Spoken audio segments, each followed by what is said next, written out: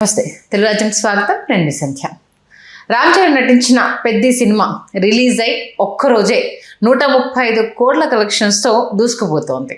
అయితే సెకండ్ డేకి కొంచెం టాక్ మిక్స్డ్గా వినిపించింది. బట్ రామ్ చరణ్ పర్ఫార్మెన్స్కి సంబంధించి 100కి 100% మార్క్స్ అయితే ప్రతి ఒక్కరు ఇచ్చేస్తున్నారు. ఈ నేపథ్యంలో కొందరు అంటే ఓల్డ్ చిరంజీవి ఫ్యాన్స్ కావచ్చు, లేకపోతే యాంటీ ఫ్యాన్స్ కావచ్చు, ఏముంది ఈ సినిమాలో, గతంలో చిరంజీవి గారు చేసిన ఊరికిచ్చిన మాట, ఇప్పుడు రామ్ చరణ్ చేసిన పెద్ద సినిమా సేమ్ టు సేమ్ ఉన్నాయి, కావాలంటే ఒకసారి చెక్ చేసుకోండి అనేసి చెప్తున్నారు. ఎంతవరకు నిజం తెలుసుకునే ప్రయత్నం చేద్దాం. చరిత్రకారులు, సినీ రాజకీయ విశ్లేషకులు చిల్లగడ్డ శ్రీకాంత్ గారు మనతో ఉన్నారు. ఆయన మాటలు. శ్రీకాంత్ గారు నమస్తే. నమస్కారం సంధ్య గారు. రామ్ చరణ్ పర్ఫార్మెన్స్కి మార్క్స్ పడుతున్నాయి, ఆయనకు అప్లాజ్ వస్తుంది అని సంతోషపడాలా, మంచి సినిమా జనాలు చూడలేకపోతున్నారు, దీనికి మళ్ళీ ఇంకో దాన్ని లింక్ పెడుతున్నారని బాధపడాలో తెలియని ఈ సందర్భం అయితే స్పష్టంగా కనిపిస్తుంది. చిరంజీవి గారి ఊరికిచ్చిన మాట ఈక్వల్ టు పెద్ది అంటున్నారు. ఎంతవరకు నిజం ఇది? అమృత ఫిలిమ్స్ పతాకంపై నటుడు, నిర్మాత ఎం బాలయ్య గారు, అప్పటికాయన చెల్లెలి కాపురం, ప్రేమపగ, నేరము శిక్ష, ఈనాటి బంధం ఏనాటిదో, చుట్టాలు వస్తున్నారు జాగ్రత్త, ఇట్లా 6 సూపర్ హిట్ సినిమాలు తీశారు ఆయన. 6 సినిమాలు వరుసగా హిట్. 6 సినిమాలకి కథ కూడా అయినా, నిర్మాత అయినా, వివిధ దర్శకులు పనిచేశారు. చెల్లెలి కాపురం, నేరము శిక్ష, కె విశ్వనాథ్ గారు, ఇట్లాగా. 7వ సినిమాకి మాత్రం బాలయ్య గారే, ఎం బాలయ్య, మన్నా బాలయ్య గారు అంటారు. బాలయ్య గారు తెలుసు, మన క్యారెక్టర్ ఆర్టిస్టు, ఫాదర్ క్యారెక్టర్లు, తాత క్యారెక్టర్లు. బాలయ్య గారు ఆయనే డైరెక్షన్ చేద్దామని ఆయనే కథ రాసుకుని ఆయనే నిర్మించిన సినిమా ఊరుకిచ్చిన మాట. చిరంజీవి గారి పాత్ర పేరు రాముడు, సుధాకర్ గారి పాత్ర పేరు కోటి. ఇద్దరు అన్నదమ్ములు, డాక్టర్. ఇద్దరు అన్నదమ్ములు. వాళ్ళు ఇట్లా ఒక గ్రామీణ, ఒక గిరిజన ప్రాంతం లాంటిది, అటవీ ప్రాంతానికి అవతల ఉన్నటువంటి గ్రామంగా చూపిస్తారు మనకు. తూర్పుగోదావరి జిల్లాలో ఐలవరం అక్కడ చేశారు. 40 రోజులు నాన్ స్టాప్గా షూటింగ్ చేశారు.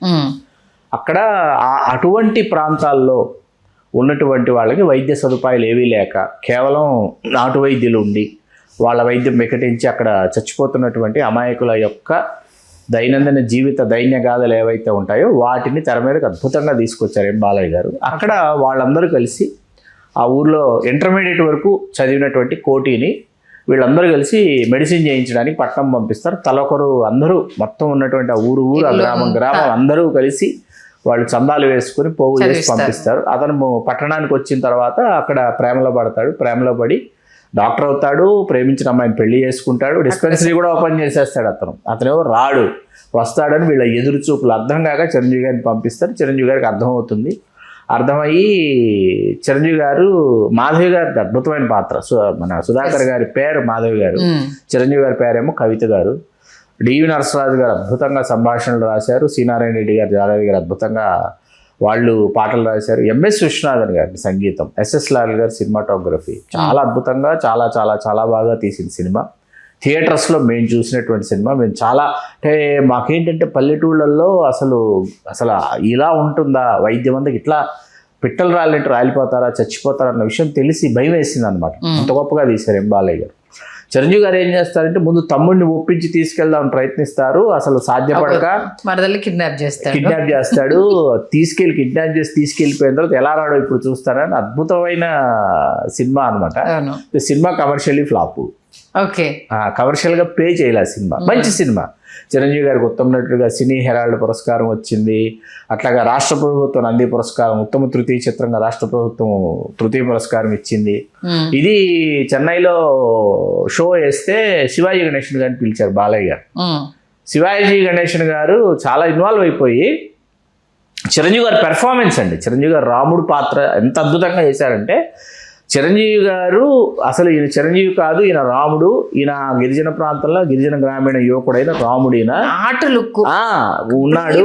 ఆ సినిమా మొత్తం అండి చిరంజీవి గారు ఎక్కడ మీకు ప్యాంటు వేసినటువంటి దోతిలోనే ఉంటారు సినిమా మొత్తం. ఈయన ఆ పాత్ర చూసి శివాజీ గణేశన్ గారు, నేను చిరంజీవి కంటే నేను బాగా పెర్ఫామ్ చేయాలి, నన్ను పెట్టి తమిళ్లో తీవా ఈ సినిమా అడిగారంట శివాజీ గణేశన్ గారు. శివాజీ గణేశన్ గారిని అంతలా ఆకట్టుకున్నాడు చిరంజీవి గారు రాముడి పాత్రలు. ఇది ఆ సినిమాకు సంబంధించినటువంటి కథాకమామిషు.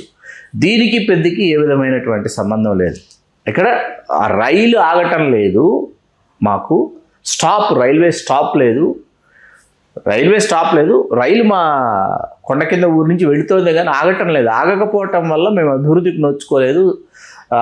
వెలుపల సమాజం ఎట్లా ఉంటుందో మాకు తెలియదు. మాలో ఉన్నటువంటి ప్రతిభ కావచ్చు, ఈ కీర్తి కావచ్చు, ఈ దశ దిశలా వ్యాపింపజేయాలనేటటువంటి తపనతో పెద్ద చేసేటటువంటి ఒక ప్రయాణమే పెద్ద సినిమా తాలూకు కథ. దాంట్లో ఆయన వేరియేషన్స్, ఎందుకు క్రికెట్ వదిలి కుస్తీకి ఎందుకు వచ్చారు, కుస్తీ నుంచి వెళ్ళి మళ్ళీ అథ్లెట్ గా ఎందుకు మారారు, దీన్ని ఒకటిగా చూపించచ్చండి. అంటే ఇక్కడ ఏమవుతుందంటే ఆల్ కూర్స్ చమాచం అని చెప్పి మనం అడవిరాముడు సినిమా చేస్తూ రాజబాబు గారు, రమాప్రభు గారు ట్రాక్ గురించి అసలు మాట్లాడాల. దాంట్లో ఉప్మా పోయ, పులి పోయ ఇవన్నీ ఉంటాయి. ఆల్ కూర్స్ చమాచం అంటాడు రాజబాబు. ఏం చేయమంటావు కూర అంటే ఆల్ కూర్స్ చమాచం అంటాడు. అన్ని కూరలు వెళ్ళి ఒక కూరగా తయారు చేయని చెప్తాడు. ఒక కథలోకి ఒక ఊరలోకి మీకేంటంటే 5-6 కథలు రాకూడదు. మీకు ఇందులో 3 కథలు వచ్చినాయి పెద్దలోకి. 3 కథలు రావడం వల్ల ఏమైపోయిందంటే అతను క్రికెటరా లేకపోతే వాళ్ళు వేలం పాట పాడి పక్కూరు వాళ్ళు ఆడించుకుంటా ఉంటారు ఇతన్ని, ఏది ఆటగాడిగా. అక్కడి నుంచి మన గౌరనాయుడు పాత్ర ఏదైతే ఉందో గౌరనాయుడు ఈయనకి కుస్తీ నేర్పిస్తాడు. ఇతనిలో చాలా అద్వితీయమైనటువంటి ప్రతిభ ఉంది, ఇతనికి ఆ పట్లు నేర్పిస్తే ఇతను చాలా మనగాడవుతాడని చెప్పి నేర్పిస్తాడు. కుస్తీ అయిపోయిన తర్వాత ఇక్కడి నుంచి ఆయన అథ్లెట్స్కి వెళ్ళేటటువంటిది. అథ్లెట్స్కి ఎట్లా వెళ్ళాడు అన్నదే మీకు సినిమాలో చాలా మందిని కంటతడి పెట్టిస్తున్నటువంటి అంశం అదే అనమాట. క్లైమాక్స్ అదే. ఇప్పుడు ఇక్కడ ఏంటంటే హీరోయిన్ ఎవరైతే ఉన్నారో జాహ్నవి కపూర్ పాత్రను ఏం చేశారంటే ఒక డాల్ లాగా ట్రీట్ చేశారు. ఈ డాల్ లాగా ట్రీట్ చేయడం ఎప్పుడు అండి మీరు గుర్తుపెట్టుకోండి, ది గ్రేట్ స్క్రిప్ట్స్, అద్భుతమైన స్క్రిప్ట్ అనుకోండి. పుష్ప 1 or 2, పుష్ప 1 and 2లో హీరోయిన్ కథకు లోపల ఉంటుంది, కథ కావాలి ఉండదు మీకు. అవును, అమ్మాయి లేకపోతే, రష్మిక మండన పాత్ర లేకపోతే మీకు పార్ట్ 1 తీసుకొని పార్ట్ 1లో వాడిని కొట్టడానికి, ఎవరిని కొట్టడానికి, విలన్ తమ్ముడిని జాలిరెడ్డి కొట్టడానికి, తనడానికి ఎవరి కోసం వెళ్తాడు హీరో? రష్మిక కోసమే కదా. ఇక్కడ ఫోటో కోసం భార్య ఫోటో అడిగింది కదా 2లో మార్చాడు.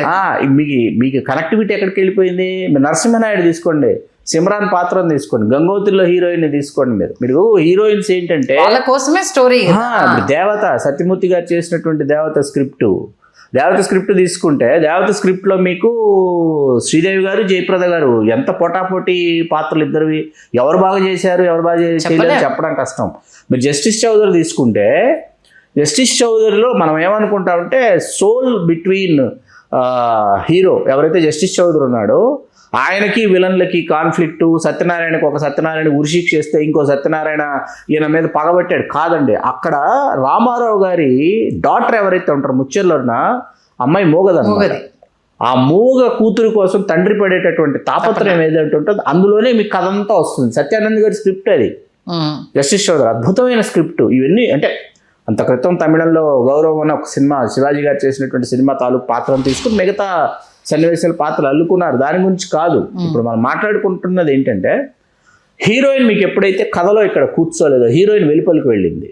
పెద్దలో వెలుపలికి వెళ్ళిపోయింది హీరోయిన్. మీకు ఇక్కడ ఊరికిచ్చిన మాట కమర్షియలీ ఫ్లాప్, కానీ ఇక్కడ మాధవి పాత్ర చాలా కీలకమైన పాత్ర ఊరికిచ్చిన మాట. సుధాకర్ భార్య పాత్ర ఏదైతే ఉందో అద్భుతమైన పాత్ర. కవిత గారు అంటే ఆయన కవియడం కావచ్చు, ప్రతి ఒక్క సీన్ లో ఏదో నామకే వాసి పెట్టామన్నట్టు ఎంత బాగుంటారో చిరంజీవి గారు, కవిత గారు. అసలు వాళ్ళ సాంగ్స్ కానీ చాలా బాగుంటాయి. ఏదో వీళ్ళిద్దరిని ఇప్పుడు జొప్పించాలి కదా అన్నట్టుగా ఉండదు. అది పెద్దలో అది మీకు జాహ్నవి విషయంలో అయితే చాలా డిసప్పాయింట్ గానే ఉంది. ఎందుకంటే కేవలము ఎక్స్పోజింగ్ పర్పస్ లో తన అందాలను చూపెట్టడానికే జాహ్నవిని వాడుకున్నారు తప్పితే స్టోరీ రిలేటెడ్ గా జాహ్నవికి అందులో ఏ మాత్రం ఇంపార్టెన్స్ లేదు. అది కాకపోతే ఏంటంటే పెట్టకపోతే ఫ్యాన్స్ ఇదైపోతారేమో అన్నట్టుగా పెట్టింది అంతే. అది అదే మళ్ళీ కథ చూసి అబ్బా హీరోయిన్ ఎందుకు లేదు అనేసి ఈ పాయింట్ మీద ఎక్కడ ఏకి పారేస్తారో అన్నట్టుగా పెట్టింది. ఏమైంది లేకపోతే ఏమైంది, హీరోయిన్ లేకపోతే ఏమైంది, ఇప్పుడు హీరోయిన్ లేకపోతే ఏమైంది, మెయిన్ అదొకటి ఆ కాన్సెప్ట్. ఇప్పుడు ప్రభాస్ సినిమా సాహోనా సలార్లో హీరోయిన్ ఉంది కానీ ఎక్కడ డ్యూయట్ సాంగ్ లేదు, ఉండదు. హీరోయిన్ ఉంది, హీరోయిన్ తో స్టోరీ రన్ అవుతుంది కానీ ఎక్కడ డ్యూయట్ సాంగ్. ప్రభాస్ ఉన్నప్పుడు డ్యూయట్ సాంగ్ లేకపోవడం అంటే ఎవరు అనలేదు. స్టోరీ జస్టిఫికేషన్ అనేది చాలా క్లియర్గా జరిగింది కాబట్టి ఎవరు అక్కడ సాంగ్ గురించి ఏ కోసానో అడగలేదు. మంచి స్టోరీని కొన్ని ఎలిమెంట్స్ తోటి కిల్ చేశారు అన్న టాపిక్. ఇక్కడ వీళ్ళిద్దరిని ఇప్పుడు జాహ్నవి ఉన్నందుకు ఇద్దరికి ఒక అవుట్ స్టాండింగ్ సాగింగ్ ఏదైనా చేస్తుంటే ఒక అవుట్ స్టాండింగ్ వాళ్ళిద్దరిది కనీవి నెరుగని ఒక పాట తీసున్నా మీకు వేరేలా ఉండదు. అది జరగలే ఇక్కడ. మరి అసలు ఊరికి ఇచ్చిన మాట అంటూ ఎందుకు ఈ కంపారిజన్ తెర మీద తీసుకొచ్చారు అసలు? పాపం వాడికి ఏదో పోల్చాలనిపించింది, వాడు పోల్చాడు చిరంజీవి గారు ఊరికి ఇచ్చిన మాటతో. నాకు చాలా ఇష్టం. నేను ఊరికి ఇచ్చిన మాట సినిమా గురించి చిరంజీవి గారికి సంబంధించి 32 మంది దర్శకులు నిర్మాతలందరినీ ఇంటర్వ్యూ చేశానని చెప్పాను కదా. బాలయ్య గారిని ఇంటర్వ్యూ చేయడానికి ఊరికి ఇచ్చిన మాట గురించి వెళ్తే ఆయన ఇప్పుడు అసలు ఊరికి ఇచ్చిన మాట ఫ్లాప్ కదా, నువ్వేం మాట్లాడతావు అని అంటాడు ఆయన. లేదు సార్, చాలా గొప్ప సినిమా, దాని గురించి మాట్లాడదామని అంటానంటే ఆయన చాలా పొంగిపోయాడు అనమాట. నేను డీటెయిల్స్ చెప్తున్నానంటే ఎన్నిసార్లు చూశారు మీరు సినిమా అని అడిగాడు ఆయన. అంటే ఆ చిన్నప్పుడు థియేటర్కి వెళ్ళిన జ్ఞాపకాలన్నీ చెప్పాను ఆయనకి. భలే గుర్తుపెట్టుకున్నారా మీరు, ఆ చిరంజీవి గారు వెళ్ళి పట్టణానికి వెళ్ళి ఆయన ఈవిని కిడ్నాప్ చేయడానికి రెక్కి నిర్వహిస్తాడు. రెక్కి నిర్వహించి రిక్షా వాళ్ళగా రిక్షా దొక్కి ఈవిడ ఇంటి దగ్గర దింపి ఇంత ఉంటుంది అయినా చెప్పాను నేను. దానిలో చాలా డీటెయిలింగ్ ఉంది. అంటే సుధాకర్ గారి బ్యాక్గ్రౌండ్ ఇది అని వాళ్ళకి తెలియదు. అంటే ఇతని డాక్టర్ చేయడానికి ఊరంతా ఇంత కష్టపడ్డారా అని. అప్పుడే ఆ ప్రెగ్నెంట్ లేడీ వెళ్ళడము, ఆ ఇబ్బంది పడ్డం, ఆవిడ కళ్ళతో, అంటే ఆ చిన్న చిన్న మైల్యూట్ డీటెయిల్స్ కూడా చాలా అద్భుతంగా చూపించారు. మీకు మళ్ళీ ఊరికి ఇచ్చిన మాటలో దీన్ని మళ్ళీ ఇంకొక దర్శకుడు ఇంకొక సినిమాలు ఎక్కడ పెట్టాడు మీకు తెలుసా?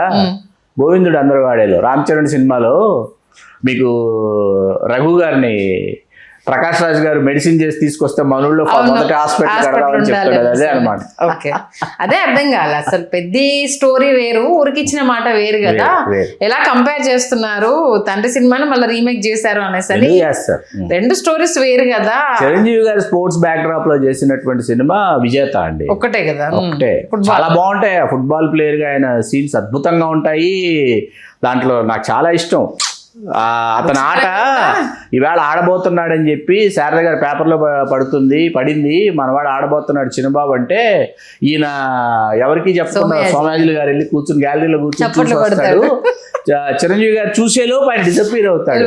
డిజపీర్ అయిపోయి వెళ్ళి శారద గారితో సోమయాజులు గారు చెప్తారు, అసలు ఎంత బాగా ఆడాడమ్మా నాకే తెలియదు. అద్భుతమైన సీన్ అండి అది, నిజంగా చాలా అద్భుతమైన. నిజంగా నాన్నగారు వచ్చారు, చూసారా, మెచ్చుకున్నారా అనుకుంటూ. లేదు ఇంట్లో స్టోరీ అది ప్రతి ఒక్క కొడుక్కి ప్రతి ఒక్క కూతురికి ఉంటుందండి. నా తండ్రి నన్ను గుర్తించాలి, నా తల్లి నన్ను గుర్తించాలి అని ప్రతి ఒక్కరికి ఉంటుంది. మన కుటుంబ సభ్యుల్లో ఇంట్లో మీరు భుజం తట్టి ప్రోత్సహిస్తేనే, ఇంట్లో మీరు గుర్తించి ప్రేమిస్తేనే మీ సంతానం గొప్పగా ఎదుగుతారు. ఓకే, మొత్తానికైతే కంపారిజన్ రాంగ్ అంటారు. రాంగ్ కంపారిజన్, సంబంధం లేదు అసలు. ఎక్కడ ఊరికి ఇచ్చిన మాట ఎక్కడ పెద్ద సంబంధం లేదు అసలు. ఓకే, మొత్తానికి మంచి విశ్లేషణ ఇచ్చారు. ధన్యవాదాలు సంధ్య గారు. హలో, తెలుగు రాజ్యం ఛానల్ చూస్తున్నారా? సామాజిక రాజకీయ జీవన చిత్రణే తెలుగు రాజ్యం. అతిశయోక్తులు అసత్యాలు ఉండవు. రాజకీయ కోణం కాదు, ప్రజా కోణమే కొలబద్ద. తెలుగు రాజ్యం వీక్షణ మీ ఉత్తమ అభిరుచికి నిదర్శనం.